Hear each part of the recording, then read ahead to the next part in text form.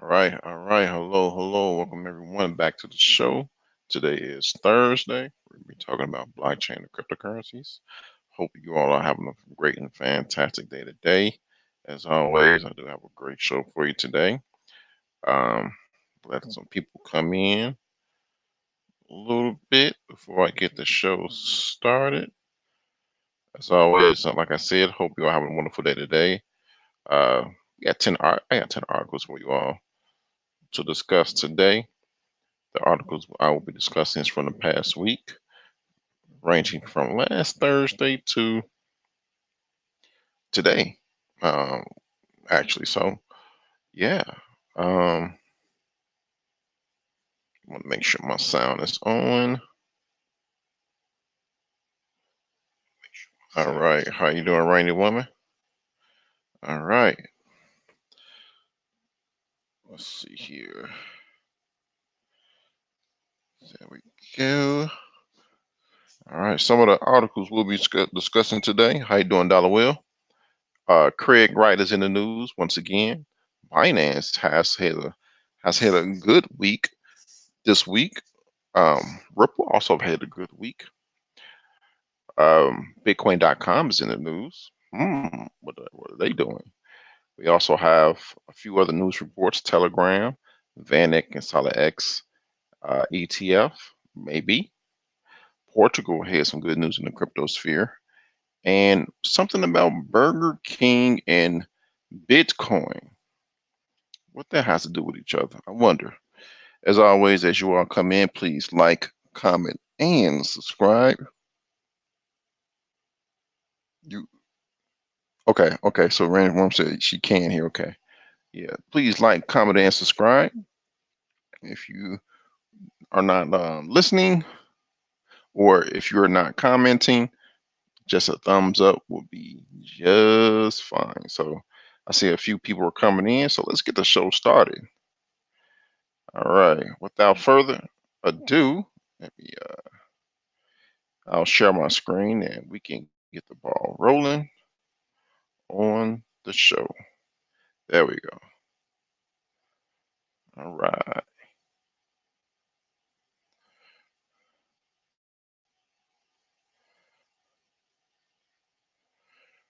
Okay. So our first article is Craig Wright aims to challenge court decision that cost half his bitcoins.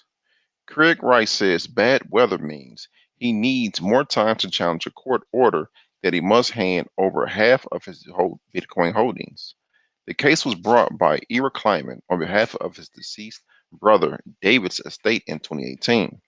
He sought to sue Wright, the entrepreneur who controversially claims he is the inventor of Bitcoin, for $10 billion, alleging that Wright had tried to seize his brother's Bitcoin's holdings. On August 26, the judge presiding in the case, Magistrate Judge Bruce E. Reinhardt, ruled that Wright must give the claimant estate 50% of the Bitcoin he mined prior to 2014, as well as half of his intellectual property. The court considered that Wright had argued in bad faith, committed perjury, and admitted false evidence during the case. In the latest twist to the saga, Wright has entered a new document to the Florida court seeking more time to challenge the judge's decision, blaming the approach of Hurricane Dorian for the need for a time extension to prepare his arguments. Wright says in the documents, quote, Dr. Wright does not concede that Magistrate Reinhardt had the power to enter the order than he did. However, the time frame that arguably could apply to addressing the legal validity of the purported order would be the 14-day time frame set forth in Rule 72 of the Federal Rules of Civil Procedure, end quote. It goes to say that with the hurricane due to hit Florida earlier this week, or it has already hit Florida, counsel for Dr. Wright has been expending significant time preparing for the hurricane, which has limited their ability to work on his on this matter. While his response was to have been lodged by September 13, Wright hopes to have excuse me, Wright hopes to be given an extra 14 days to file his challenge. So let's break this down a little. Filing a challenge, blaming a hurricane to file more, to have more days in and of itself is, of course, a lawyer tactic. I don't, depending on what side of the case you're on, you're okay with it. But coming from Craig Wright and all that he has done so far, his sleazy ways, it's irritating. This guy, he says he's the real Satoshi Nakamoto. During this case, he has falsified documents. He has even I think he was on the stand when he done this. Yeah, I believe so. He was on the stand. He balled up some evidence and threw it on the floor. The problem was the evidence presented to him was from his lawyers. He thought it was from the other lawyers. He has threatened people's lives. He's sued people, and this guy is they say he has a doctorate degree in computer science from he's from Australia, but people are debating if he has that doctorate degree, if he had gotten his doctorate degree. But this article pointed out this is really is a saga. This really is a saga, and he has he wants an extra 14 days on top of September 13, which will lead us to about going to the weekend. So I looked at the calendar. We wouldn't get any word on this case until like October 1st. So, well, a follow up on his challenge to the court. The judge has said that he has to pay half half the Bitcoin he mined and all the intellectual property he had before 2014, and they're saying that that equals up to $10 billion. And so, yeah, it's very much a saga. It is very, very much a saga. But this is the latest in the case so far. I haven't heard of anything else, but if I do, I will surely keep you all up to date. All right, Binance. Binance has had a great week this week. Very great week. The news that Binance has been coming out has pretty much buried that bad press about the KYC. Binance launches 2 crypto futures platforms for user testing. Cryptocurrency exchange Binance has launched not one but 2 test platforms for its planned crypto futures products. Dubbed Futures A and Futures B, the new testnets are now open for users to play with during using dummy assets with new competitions to encourage traders to get involved. On Monday, Binance announced on its website that users will be able to vote for their favorite futures testnet. As for the competitions, Binance said it will award prizes totaling 10,000 Binance coins or BNB worth around $215,700 at press time for each platform. In early July, Binance founder and CEO Changpeng Zhao, or CZ for short, revealed that crypto futures were on the way, showcasing a trading interface with features including longs and shorts on crypto assets. The exchange also launched crypto loans on August 28th, which was we went over that last week. They did release crypto loans. I think, if I remember, it's so far Tether, Binance Coin, and I want to say no, it was Tether, Binance Coin, and Ethereum Classic so far. And it pointed out that futures, which is the futures platform that they rolled out too, they also have margin trading and leverage trading, 3x leverage trading. They also have that also. How you doing, JBA Mega Montana? How you doing today? Hope you're having a wonderful day today. And reading on, initially, users will be able to lend their US dollar peg USDT. Yep, it says it right here. US dollar peg USDT or Tether tokens, Ethereum Classic or ETC, and Binance Coin in order to earn interest payable from August 29th to September 11th, which is interestingly September 11 is one day before Binance is due to geo-block U.S. customers. Because remember, they're going to be launching Binance.us. When it's going to launch, we don't know. And the CEO of Binance.us was, I forgot her specific title, but she used to work for Ripple. Her name is Catherine Cooley. She used to work for Ripple, XRP. So she is going to be the CEO of Binance.us. I don't know. Nobody knows when Binance.us is going to launch, but September 12th is the cutoff date for people in the US to be able to go on Binance. It goes on to say annualized interest rate for the initial lending products with a 14-day fixed maturity term has been set at 15% for Tether. No, I misspoke. 15% for Binance Coin, 10% for Tether, and 7% for Ethereum Classic. Yeah. So this actually segues. How you doing, Mike Hamilton? How you doing today? Hope you're having a wonderful day. Also, as always, as you all come in, please hit that like button. We really do appreciate it. How you doing, Black Shingo? How you doing? Please hit that like button as you all come in. Now, this actually leads into this. Actually, no, that's not it. It was another one. I don't have it here. Thought I did, but Binance purchased a derivatives platform, JEX derivatives platform. The Okay, I didn't mean to put this in there. I thought I clicked on another, but I'll paraphrase this, then I'll go into what I was going to say. The China's digital renminbi. China has been working on a digital coin for themselves for the past 5 years. Ever since Facebook announced Libra's white paper on June 18th this year, China has been ramping up and being more serious about releasing their digital currency.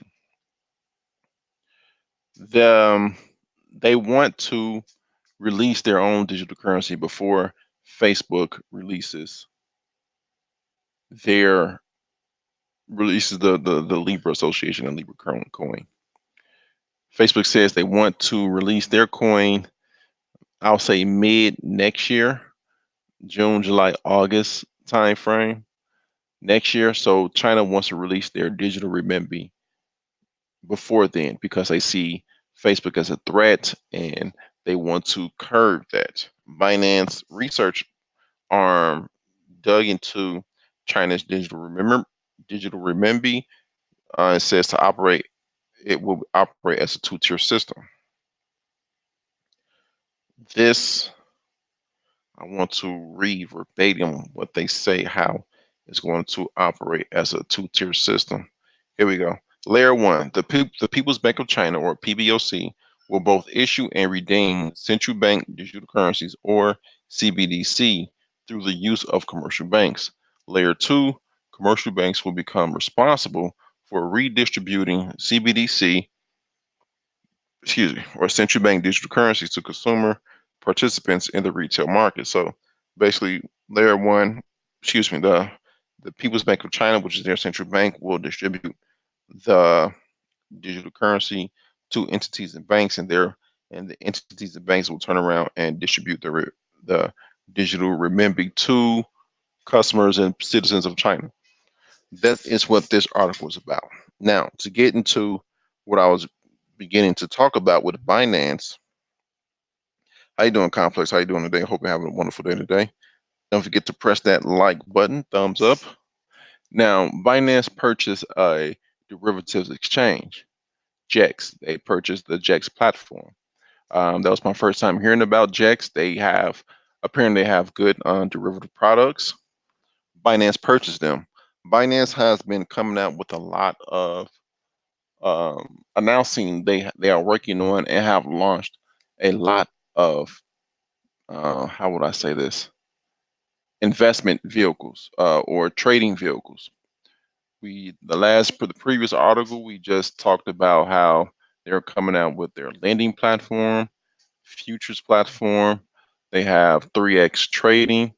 leverage trading, that is, margin trading. Now they're doing derivatives. Binance has becoming a juggernaut of an exchange within the crypto space. I believe the next exchange after Binance, according to trading volume, is BitMEX. BitMEX has been doing leverage trading. I believe they have derivatives also. The difference between BitMEX and Binance derivatives, no, not derivatives.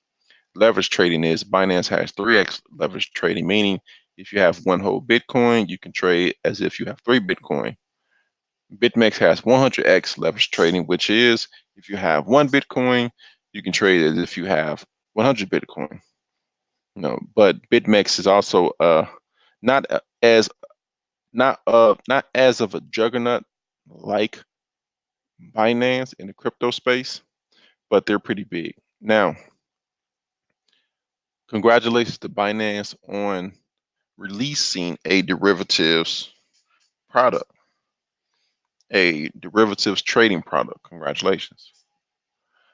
But I will continue to beat the drum and say these things that Binance and other crypto exchanges are coming out with, these trading product and investment products, just are more ways for people to lose money in the crypto market. The crypto market has a way for people to just invest in things just because, off of pure hype, off of someone said this or someone said that. The crypto market has that effect. People typically don't do that in stocks because of the maturity of stocks and the reverence that people have of the stock market. Crypto market is still young, still nascent. It's just 10 years old this year. Past January, it just turned 10 years old, quite literally. And that respect, that pause and caution of trading in a crypto is not there. People will come in and just trade or buy. And a lot of times what happens is these different ways to invest in trade, such as trading, day trading, swing trading, looking at charts, derivatives, futures, leverage trading, loans. These within loans within investing, that is, these will be the first time many people will even touch and play around with these different type of investment and trading vehicles. The problem with that is it's the crypto market. It's pretty volatile. So people don't know what they're doing, and it'll be the first time of them messing with leverage trading or derivatives or futures in the crypto market. A lot of people will lose their money. Back in 2017, during the last bull market, what happened was people were maxing out credit cards. And mind you, during 2017, Binance started in mid 2017. Binance wasn't mature. Binance didn't have all these things. A lot of crypto markets, a lot of crypto exchanges didn't have all these ways to invest.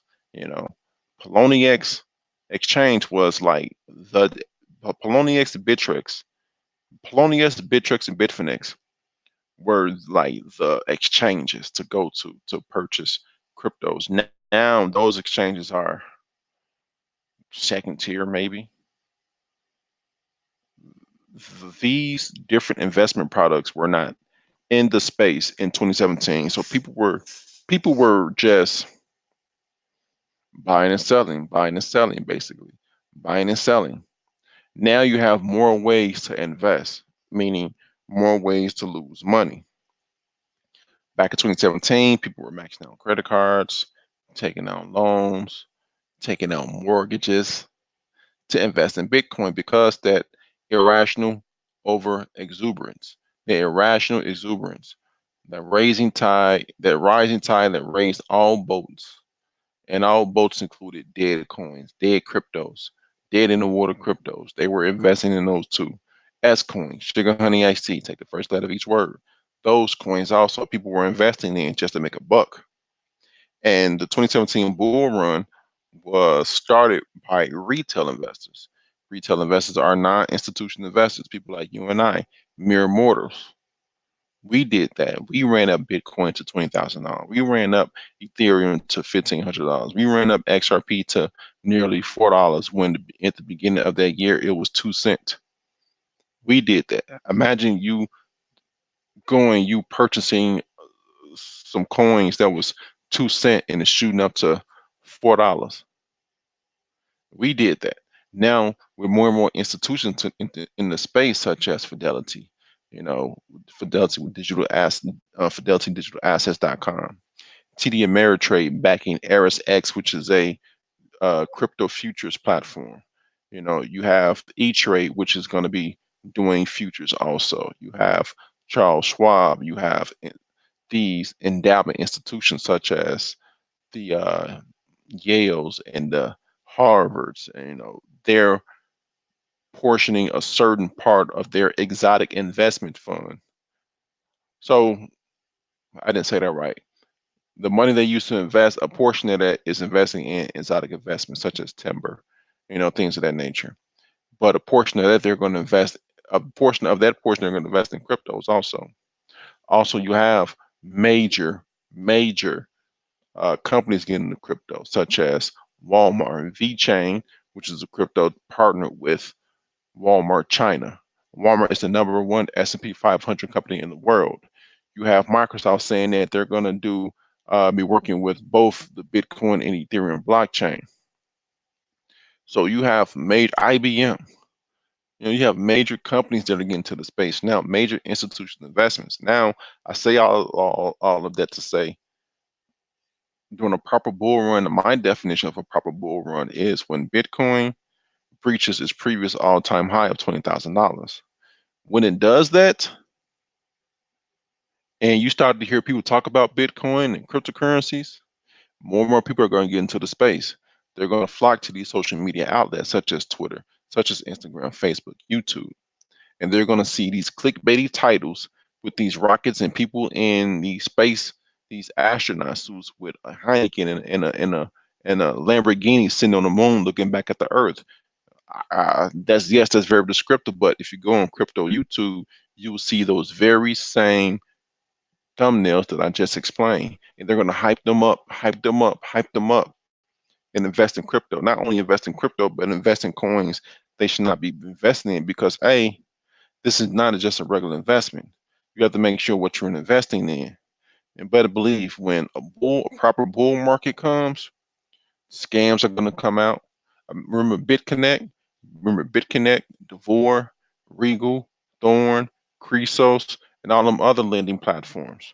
The scams are going to be scams galore. It's going to be almost time 10. So I tie all that to say, with the derivatives platform Binance just purchased, it's just going to be more ways that a lot of people who don't know what they're doing gonna lose money because they don't know what they're investing in. They don't understand it. So, how you doing, Richard Dixon? Hope you're having a wonderful day today. But with that said, I do congratulate Binance in diversifying, making themselves more attractable and more competitive to the traditional stockbrokers such as Fidelity, Charles Schwab, E-Trade, Capital One, TD Ameritrade, because they're going to have to be more competitive. Because when those people get into the space, all these lower tier, low liquidity crypto exchanges are going to go by the wayside. They're going to go bye bye. They're going to go bye bye. All right. So here's our next article. All right. Ripple hires congressional assistant as government relations manager. This is really big, impressive news. Ron Hammond took to Twitter today to confirm to the XRP community that he is the new manager of government relations for Ripple. Government relations. On September 3, Ron Hammond took to Twitter to announce that as of today, he is the new manager of government relations for Ripple.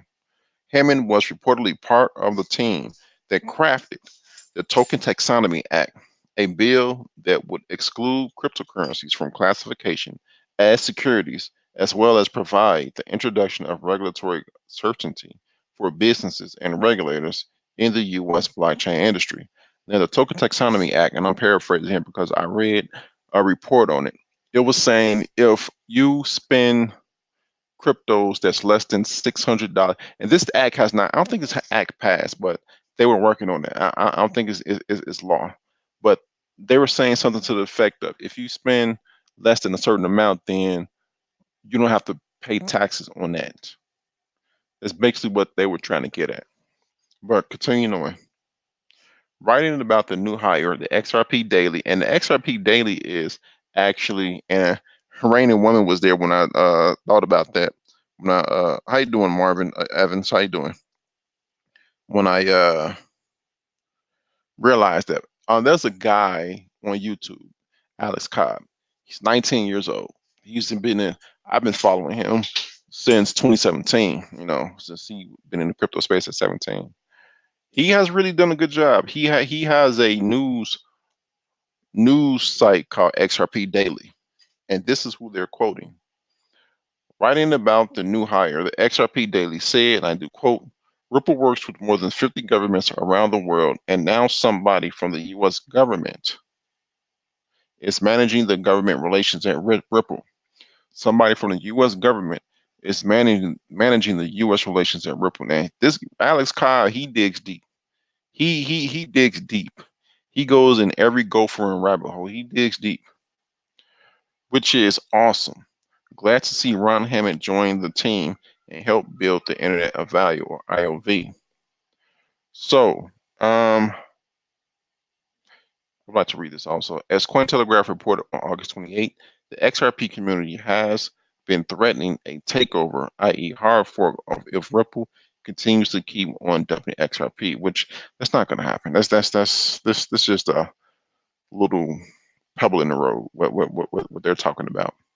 Brad Garlinghouse, Ripple chief executive, felt the need to defuse the situation and respond promptly by saying, quote, XRP sales are about helping expand XRP's utility.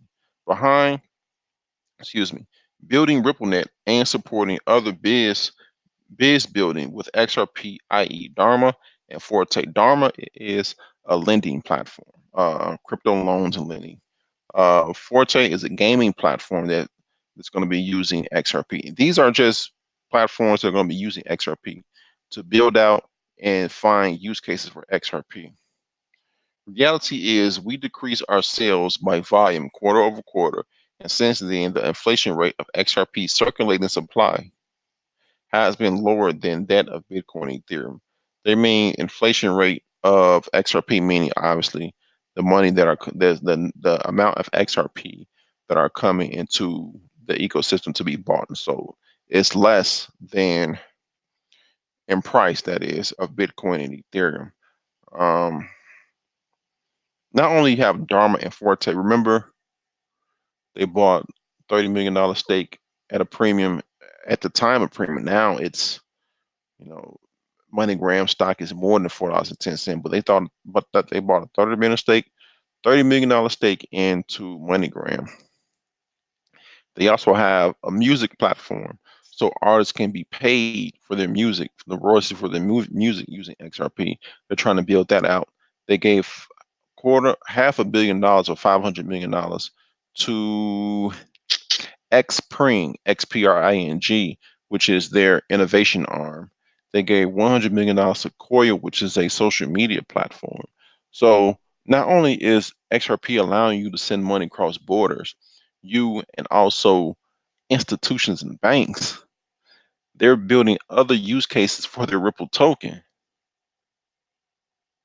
And now, if you look on the screen or hear the words I've been saying, I just read, he is the manager of government relations for Ripple. Government relations for Ripple, the manager of that.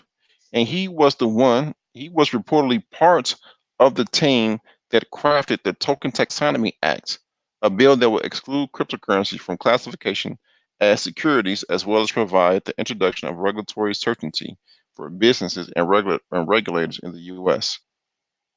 which means he has ties. He knows which hands to shake, which people ears to speaking to. I'm not saying that Ripple will not be a security, but look at the wall. Look at the chips they're stacking up. You understand what I'm saying? Look who are putting on their board. You know, earlier in the show, I talked about Binance.us.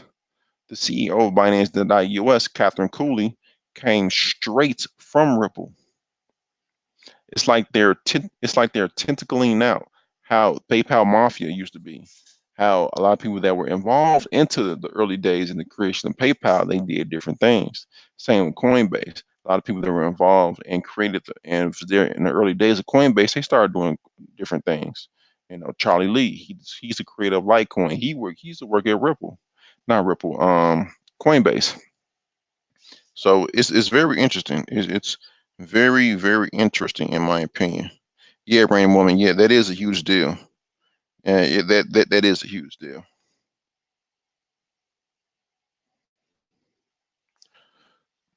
Ripple cross-border payments launch in 40 countries across 6 continents. Ripple says its cross-border payments technology is now up and running in 40 countries across 6 continents. Jeremy Lights, the company's vice president of European Union strategic accounts, excuse me, told the International Association of Monetary Transfer Networks, I'll read it again because it's a mouthful, told the International Association of Money Transfer Networks that Ripple has rolled out new payment corridors in North America, Europe, Asia, Latin America, and Africa, with the latest corridor powering payments to Nigeria from Canada. Um, PayPal don't even let you to allow you to send money to Nigeria. Did you know that? Because of the whole scam thing. Oh, I'm a Nigerian prince. If you send me this, I'll send you this. Email that. It's just a lot. And one report said a lot of, not all, but a lot of it was like Russian people doing it. It's that this whole thing. That whole thing was funny. Quote: a growing number of payment providers digital first payment providers are entering the global remittance market. They're serving a need from populations that banks have neglected or avoided in the past. This is a huge opportunity to capture the unbanked and, excuse me, and unbanked, and yeah, the underbanked and unbanked, and connect them to the global economy. End quote. The majority of Ripple's clients are using the company's payment messaging system, Xcurrent, to power payments. But Light says he believes the company's XRP-based solution, XRapid, will increasingly be adopted as companies and regulators become more and more comfortable with the emerging technology. More and more comfortable with the emerging technology. In the beginning, people were not comfortable with using computers. They started using computers. In the beginning, people were not comfortable with faxing. Offices, they started faxing. In the beginning, people were not comfortable with sending emails. They didn't see the need for email when they can write a letter. This is said in videos that's still on the internet, still on YouTube. They start emailing. Now they see email as the standard, and sending the letter is like, why would you send that? That's snail mail. It's going to take all day, all week. Just shoot them a quick email. People used to do one thing, and now Ripple is coming more and more comfortable. People are getting more and more comfortable using Ripple. Sometime in the future, it's going to be the standard. They're going to say, well, why don't you send money with Swift? What, trying to lose money? Just send them a quick, $10 million. He'll get it in a couple seconds, less than a minute. Don't use Swift. We we don't got all day. It's going to become a standard. Quote: the larger consumer tipping point is still to come, meaning it's not here yet. Still being built out. As of now, you can't easily use cryptocurrencies to pay for goods and services, but there is a clear and growing use case for crypto as a bridge currency. XRP is a bridge currency also. is can act as a bridge currency, I should say. As a bridge between one fiat currency and another, it solves the liquidity issues and cross-border payments, and this will be a game changer. They're in my opinion, after all I read, wow, what was that? After all I read and look at and listen to, I myself am a believer. How you doing, Willie Littlejohn? Hope you're having a wonderful day today. How you doing, Brooklyn Star? Hope you're having a wonderful day also. As you all come in, please hit that like button. We really do appreciate it. If you don't want to participate in chit-chatting, just a like button. That's all we ask for. As I was saying, me, myself, I'm a personal believer that we are seeing the build-out of trillion-dollar blockchains. These top tier, not all cryptos. Trust and believe. I'll get into that after the show. Once I read these articles. But these top tier blue chip, quote unquote, blue chip cryptos, first they were $1 million blockchains. First they were 100,000. They were $1,000 blockchains. Then $100,000 blockchains. Or tens of $1,000 blockchains. Then $100,000 blockchains. Then $1 million blockchains. Currently they're $1 billion blockchains. And me, in my opinion, these top tier, quote unquote, blue chip cryptos that have been in their positions 1, 2, 3, 4, 5 since 2, 3 years, in my opinion, we're looking at the building out of trillion-dollar and multi-trillion-dollar blockchains, in my opinion, because the information that I've go through on this show is not all the information I go through, read, listen to, tweets. It's a lot of information. I didn't even touch on SBI Japan, which is one of the bigger banks in Japan. They say they're going to be using XRP. Remember the information we talked about last week with PNC. PNC, they own 22% of BlackRock, which is a major investment company. They're going to be using XRP. So, in my opinion, I'm looking at the build out of this infrastructure, and these are multi-trillion-dollar blockchains that are going to be in the future. And right now, they're dirt cheap.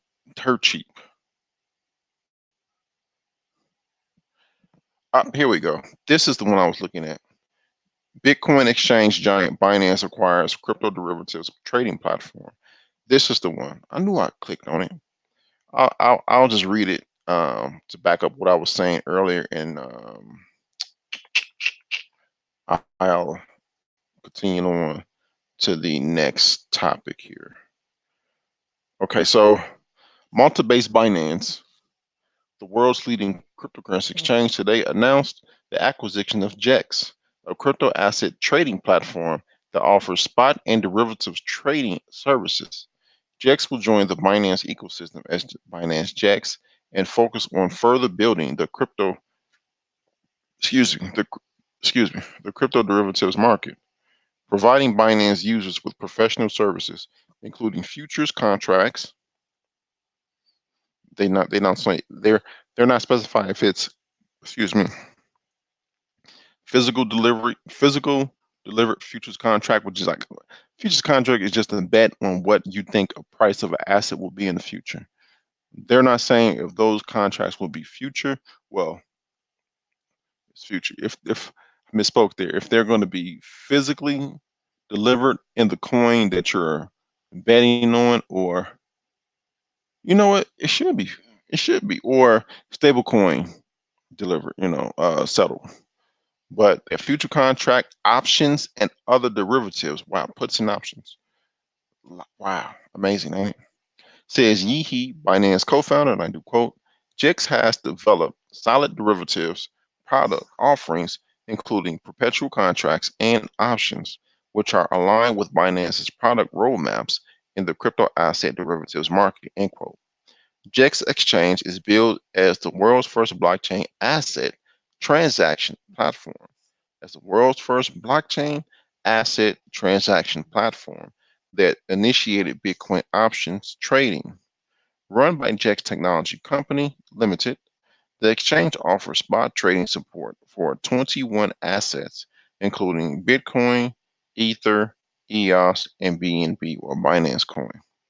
It uses advanced technology such as high-speed memory trading engines that alternate with several machines, cold e-wallets, and hot e-wallets with offline private keys. So that is who Binance purchased.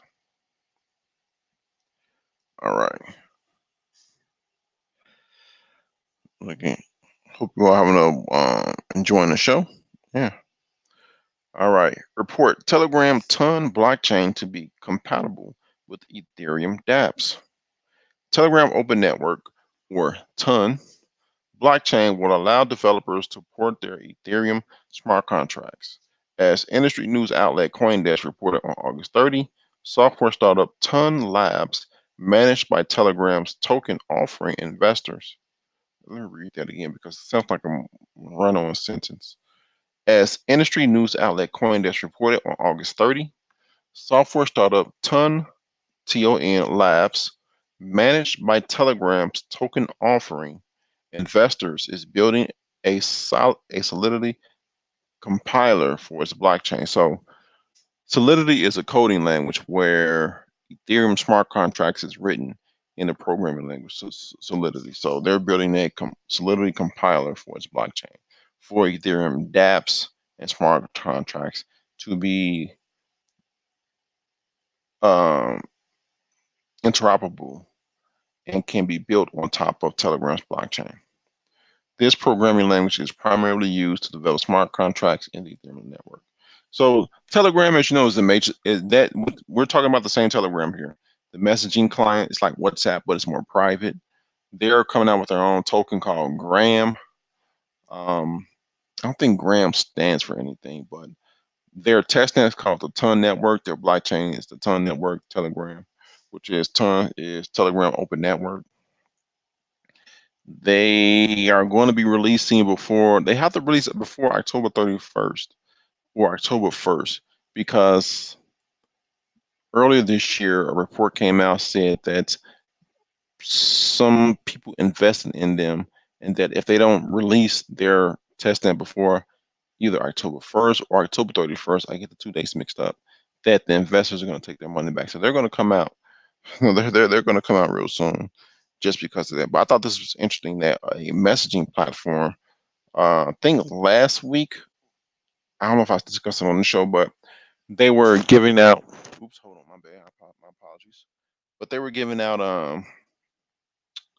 cryptos to some users to see how to try to implement a trading, to implement trading on the Telegram app. So they're all right. This is an app, like a text app, like WhatsApp. We know, hey, what you doing? You know, nothing. Hey, you want to buy some Bitcoin?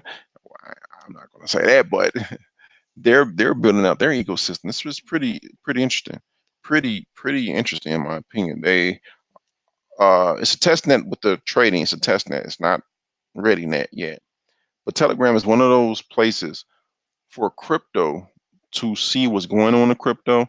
You have Twitter, Discord, and Telegram. Well, Twitter, Discord, YouTube, and Telegram. Facebook, Instagram, not so much, but Twitter most definitely, because the co-founder of Twitter, Jack Dorsey, is he's pro Bitcoin.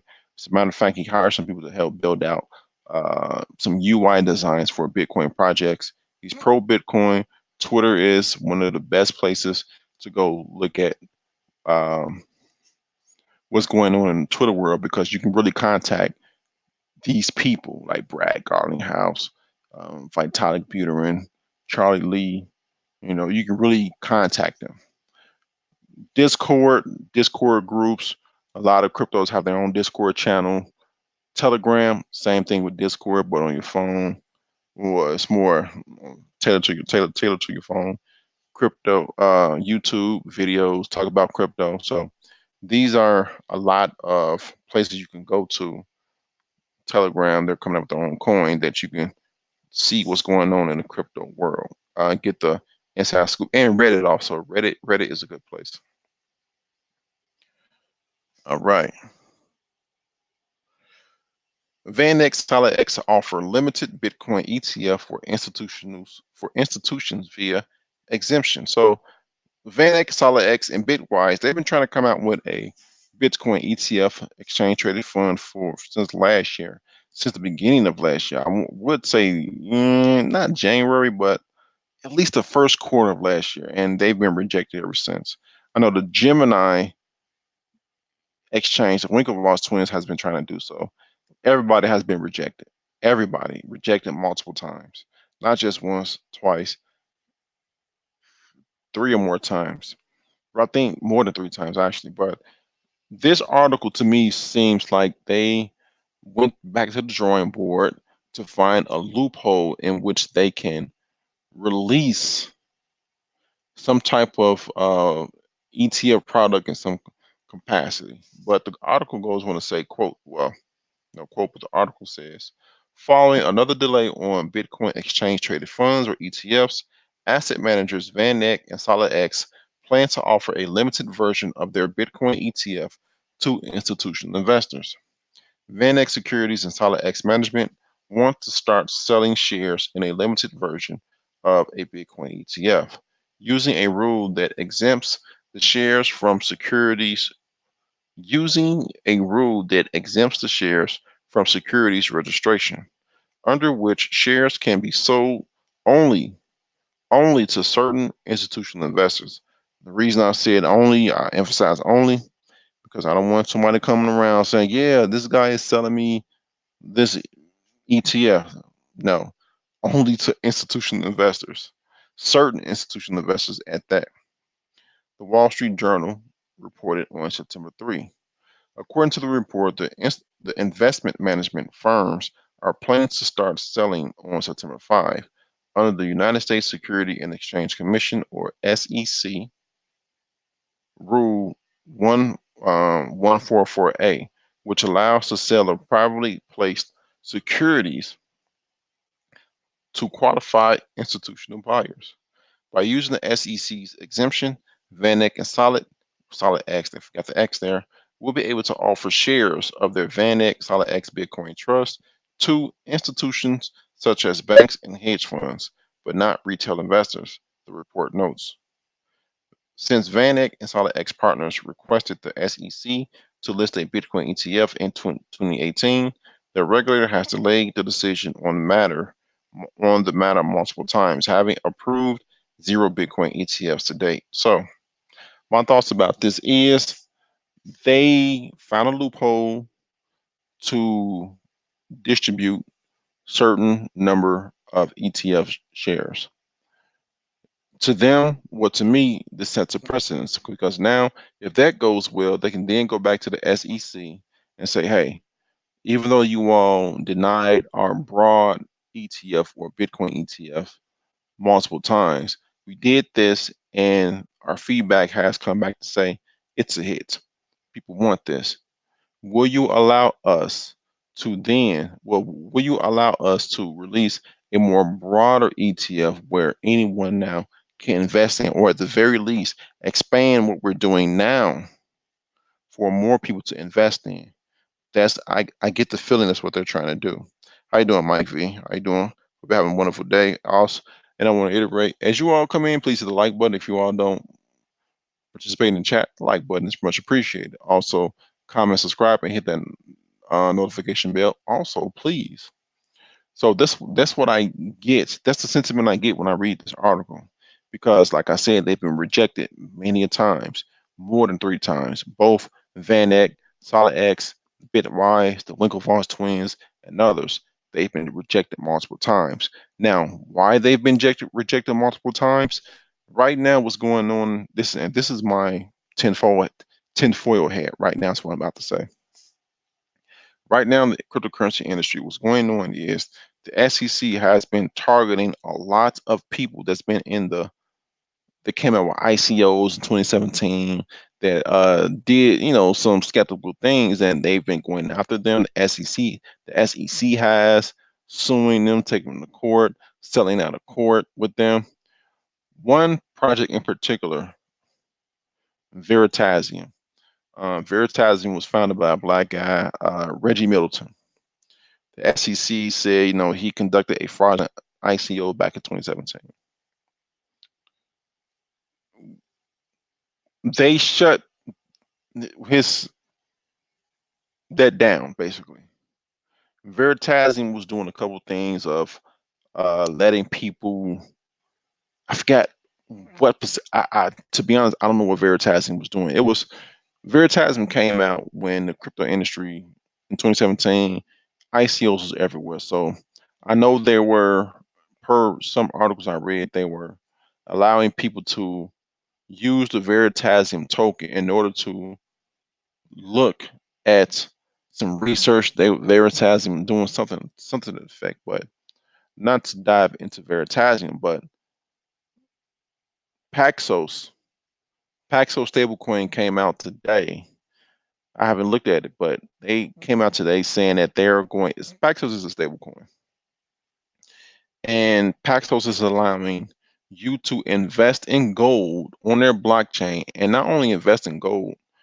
Now, in my opinion, commodity-backed stablecoins do not fare so well because reports have come out and said, "Hey, commodity-backed stablecoins do not fare well."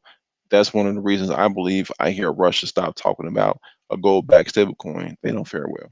But with Paxos, what they're doing is they're saying, "Hey, you can redeem what you invested in on our blockchain." And I'm paraphrasing here because I've heard some other guys talk about this. And you can redeem that for real physical gold. Now, what they were saying is Veritasium was doing something to that effect. So, tinfoil hat now, they're saying that, hey, it seems like the SEC are going after people that have been coming out with projects, shutting them down, and next thing you know, you turn around and the SEC is okaying a good old boy, part of the club, their projects doing the same thing that they just shut down. Take that to the ETF, exchange traded fund. And people are just reading tea leaves here, because it kind of come out that way sometimes. They've been saying no to a lot of ETFs, but what if someone that knows people in the SEC, buddy, they say, well, we want to do our own ETF, and the SEC okay then? Well, what's going on? But like I said, 10 for hat time. I'm gonna take that off, and we're gonna keep the show going. Now, this is interesting. When this came out, this made the rounds all around YouTube, crypto YouTube. Portugal Tax Authority. Bitcoin trading and payments are tax-free. Portugal Tax Authority has clarified that both cryptocurrency trading and payments in crypto will not be taxed in the country, Cointelegraph and Espanol reported on August 27. According to a report published on August 26 by Portuguese business newspaper Journal de Negocios, the Portuguese Tax and Custom Authority have confirmed that crypto transactions or payments are exempt from value-added tax or VAT. Crypto transactions or payments. The agency reportedly provided the clarification to a local mining company publishing an official ruling document. The authority states that the exchange of crypto for fiat is free of VAT.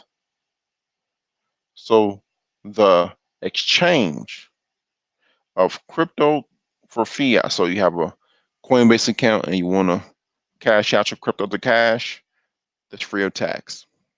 You don't have to, in Portugal at least, you don't have to tell the tax authorities about that. Adding that crypto users do not have to pay any income tax. What? Amazing. The official statement, the Portuguese tax authority cited a 2015, so it was some precedents here. In the official statement, the Portuguese tax authority cited a 2015 ruling by the European Court of Justice regarding the case involving major Swedish Bitcoin, Portugal Bitcoin.sc, and its moderator David Hedquist. As reported at the time, the court ordered that Bitcoin is a means of payment and that the exchange should therefore be exempted VAT obligations. They ruled that Bitcoin is a means of exchange that should therefore be exempted by VAT obligations. However, the Swedish tax agency subsequently argued against the ruling, claiming that the court did not fully understand the matter. So, but right now it says that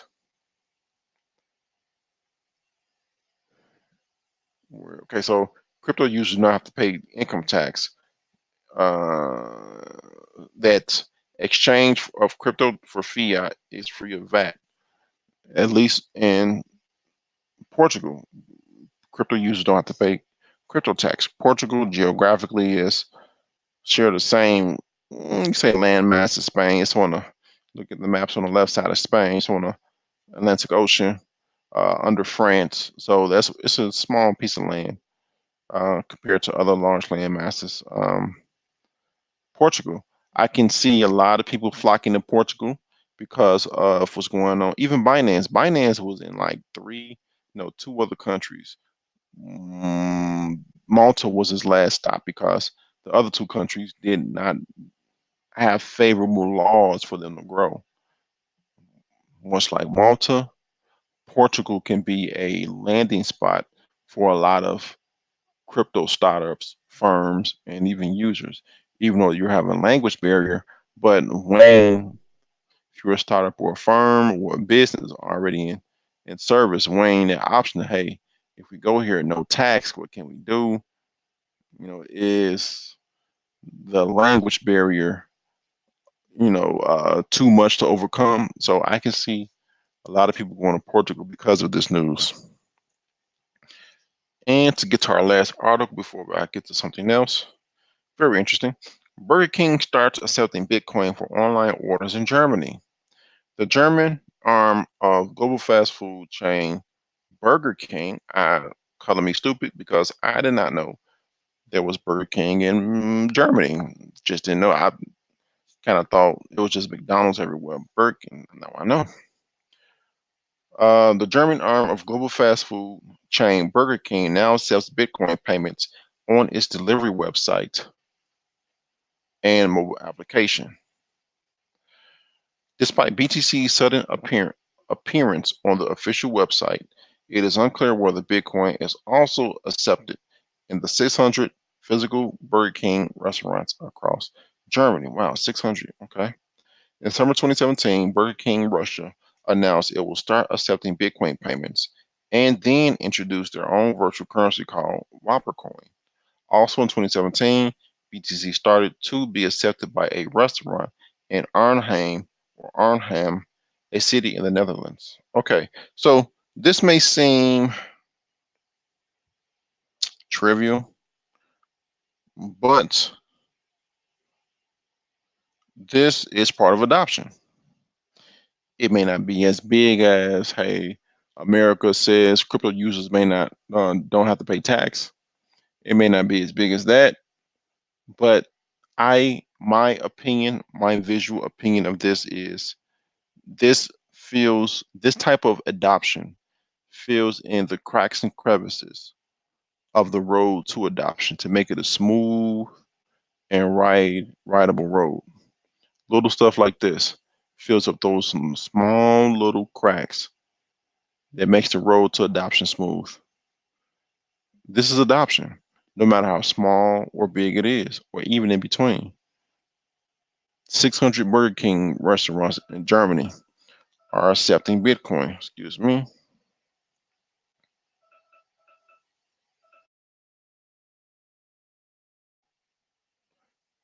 600 Burger King restaurants are accepting Bitcoin. Burger King, in Germany, that is.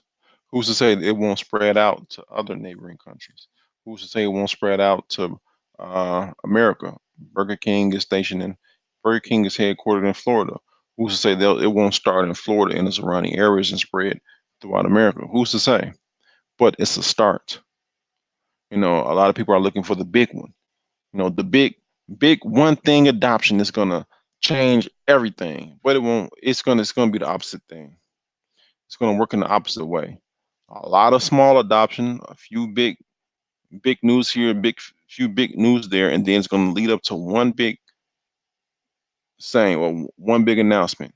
And all of a sudden that one big announcement is going to okay everything else that has preceded before it. So I want to do something. I want to go to Live Coin Watch, and I want to point out something. It was an article that I read, I went over before, and it said it was the CoinMarketCap article. CoinMarketCap is we're going to change the way they report volume on their exchange instead of weighted volume, meaning in exchanges, okay, how much volume did you trade? You know, this coin did this coin did that. They're going to go to more realized volume of more actionable. A lot of people are saying there's problems with reporting volume on these markets, such as Live Coin Market Cap, Live Coin Watch, and Coin Market Cap. I like Live Coin Watch because it gives more information, but a lot of information that's on Coin Market Cap is pretty much the same thing as Live Coin Watch. Well, Live Coin Watch just gives a little bit more information. Bitcoin dominance is at 70.54%. I'm going to keep driving this home for people to keep understanding. It can be second nature. What does Bitcoin dominance mean? Well, of the $268 billion total crypto market cap, 70.60 something percent of that belongs to Bitcoin. So divide 268 billion by 189 billion, which is the current market cap of Bitcoin, and you get 70.63%. It's about 2,500 cryptos on the market, according to Coin Market Cap. Last time I looked. We're not even talking. We're not so less than 30% of that pie. 2,500 coins have to share with Ethereum, XRP, Bitcoin Cash, Litecoin, Binance Coin, EOS, Monero, Stellar, Cardano, Tron, Dash, Ethereum Classic, IOTA, Neo, Chainlink, Tezos, NAM, Ontologies, Zcash, Dogecoin. You get the picture.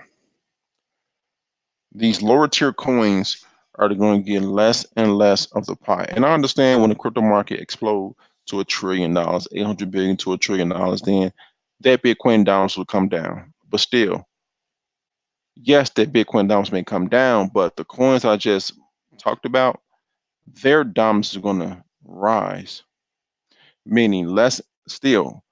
These lower tier coins, a lot of people are investing in. I'm not saying you, but a lot of people are investing in. Still going to have a small slither of the pie. Now let's type in something. Let's type B, and we're going to pick a coin, whatever coin. Bitcoin, Black Coin, Byteball, Bytes, Blocknet. Let's say Black Coin. Obvious reasons should not be said. Black Coin. We're going to see what's Black Coin talking about. Black Coin ranked number 494. Black Coin has a market cap of 3.4 or close to $3.5 million. A volume. When I say volume, I mean 24-hour volume from any arbitrary minute in a day.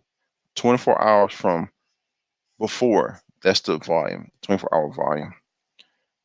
Black Coin's volume is $2,897. That is a very pathetic non-volume. People may not even look at the volume when they invest in coins. They look at the market cap. Market cap is 3.5 million. That's deceiving because the volume is under $3,000. That market cap is a bunch of people. That big market cap with the low volume. That market cap is a bunch of people who sitting at home, who hold bags of black coin. They can't dump it because no one's there to sell it, or no one's there to buy it. They're waiting for noobs to come in during a proper bull run and buy black coin. They're gonna dump that off. Not all of it are active people. Some people just chalk it up and say, no, this ain't going on. They just delete it off their computer without even looking at it. I can pretty much guarantee you that black coin is really on one exchange.